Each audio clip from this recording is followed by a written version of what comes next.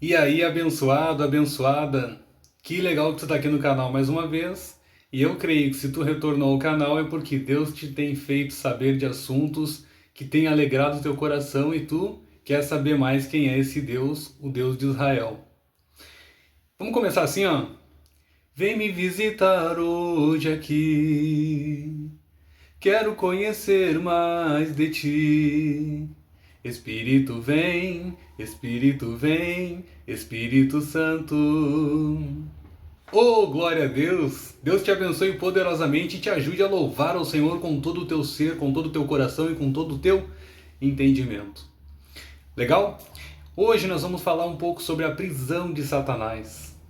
Será que ele foi algemado e vai ficar um bom tempo algemado, como fala a profecia de Apocalipse capítulo 20? Será que nesse tempo ele vai ser algemado e vai ficar um bom tempo sem enganar as pessoas? Que tempo é esse que a Bíblia estipula? Vamos olhar lá? Apocalipse capítulo 20, te convido a ler a partir do verso 1, que diz assim: Então vi descer do céu um anjo, tinha na mão a chave do abismo e uma grande corrente. Ele segurou o dragão, a antiga serpente, que é diabo, Satanás, e o prendeu por 1000 anos. Lançou-o no abismo, fechou e pôs selo sobre ele, para que não mais enganasse as nações, até se completarem 1000 anos. Depois disso, é necessário que seja solto por pouco tempo. Então o texto aqui está falando de uma prisão que há sobre Satanás, e ele vai ficar por um pouco de tempo até para que ele pare de enganar as nações. Mas aqui fala que ele vai ser solto depois disso, né? Depois desses 1000 anos, mas vai ser por pouco tempo. Uma coisa que a gente precisa compreender é que Apocalipse ele é cheio de figuras e símbolos. A gente não pode ler no literal e transformar isso no literal. Uma corrente prendendo ele, ele foi jogado no abismo, e enfim. Olha só o que diz o verso 5. Os restantes dos mortos não reviveram até que se completassem os 1000 anos. Esta é a primeira ressurreição. Então, aqui quando a gente pega o contexto ali, dá para entender que Deus tirou o povo santo da terra, tá? E aqueles que não estavam em Cristo morreram. Aqui nós começamos a dar corpo para a mensagem na qual fala da prisão de Satanás. Mas como compreender isso? O povo santo saiu, foi tirado por Cristo da terra, e o povo que não quis nada com Deus morreu. Ali está falando que essa é a primeira ressurreição, certo? Agora dá uma corridinha aí para o Antigo Testamento, que remonta essa passagem importantíssima de Apocalipse, mostrando para mim e para ti os dois tempos. O primeiro, né, que é a vinda de Cristo encarnado como homem. O segundo tempo ele virá como Salvador, que a gente está vendo aí, ele tira a sua igreja da terra e o resto morreu. E o terceiro tempo? Como é que ele vai vir? Por isso que Satanás será solto por um pouco de tempo. Lembra que o texto fala sobre isso? Agora olha o que Jeremias falou sobre o futuro, sobre esse tempo aí. Sobre o tempo no qual Satanás engana. Ali fala que ele estava enganando as pessoas e ele foi preso para que não mais enganasse as nações. Olha só, Jeremias capítulo 25, verso 33. Os que o Senhor entregar à morte naquele dia, se estenderão de uma extremidade à outra da terra. Não serão pranteados, nem recolhidos, nem sepultados.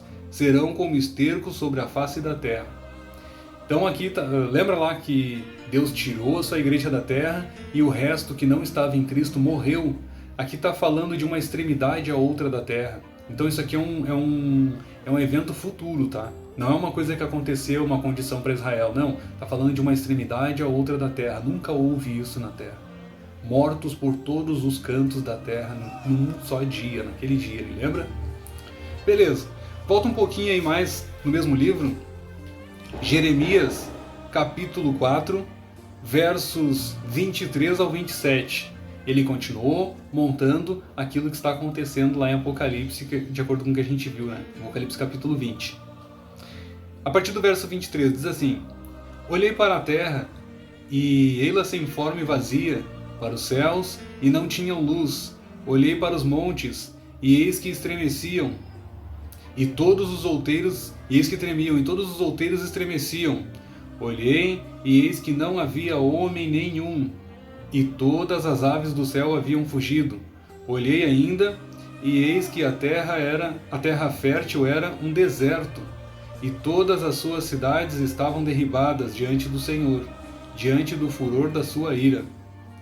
Pois assim diz o Senhor: toda a terra será assolada, porém não a consumirei de todo.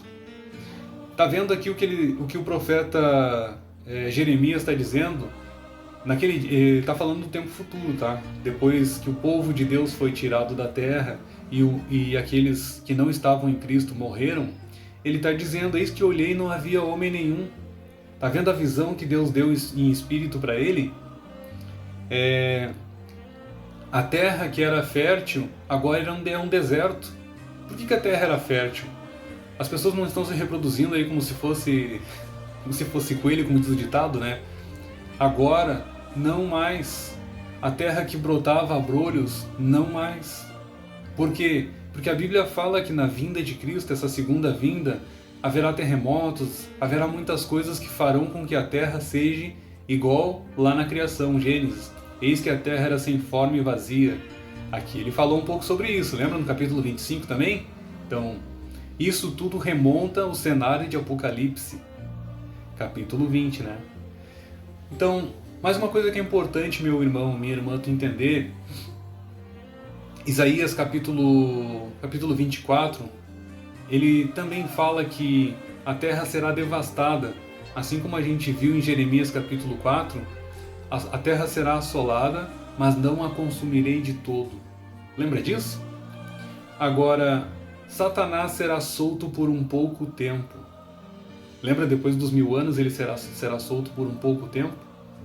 Mas o interessante tu entender sobre isso também é que Jó, capítulo 1, versos 6 e 7, Satanás tinha acesso ao reino de Deus ainda. Lá diz que ele se apresentou diante de Deus quando os filhos de Deus vieram. Deus faz uma reunião semanal e todos os filhos se apresentam, e como representante da terra, Satanás estava lá, porque Adão entregou o bastão para Satanás quando pecou. E aí Deus pergunta para ele: de onde vens? Ele diz: de vaguear e de andar pela terra, enfim, todo aquele contexto no qual Deus apresenta Jó para ele. Só que em Colossenses capítulo 2, lá está escrito que isso foi selado, essa saída de Satanás da terra, porque ali foi explícito o caráter de Satanás e de seus anjos ao matar Jesus na cruz. Os anjos que permaneceram com Deus, eles não têm onisciência. Então, Deus estava dando ainda chances e oportunidades, mas agora Pedro descreve isso no livro lá, 2 Pedro, que eles foram reservados para o fogo e para o enxofre, certo? Então, há um selo sobre Satanás e seus anjos. Eles já estão selados, tá? E na retirada que Deus vai tirar, Cristo vai tirar o seu povo da terra e o resto vai morrer por 1000 anos, isso se detém a prisão de Satanás, ele não tem quem tentar, certo?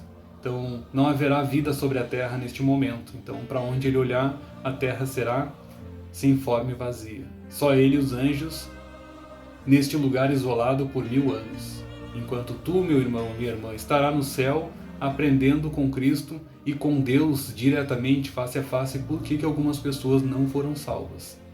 Depois virá a questão dos tronos, né? Que João viu, né? Vi tronos e neles se assentavam pessoas, no qual Paulo descreve que nós haveremos de julgar caso a caso por que esse ou aquele não foi salvo.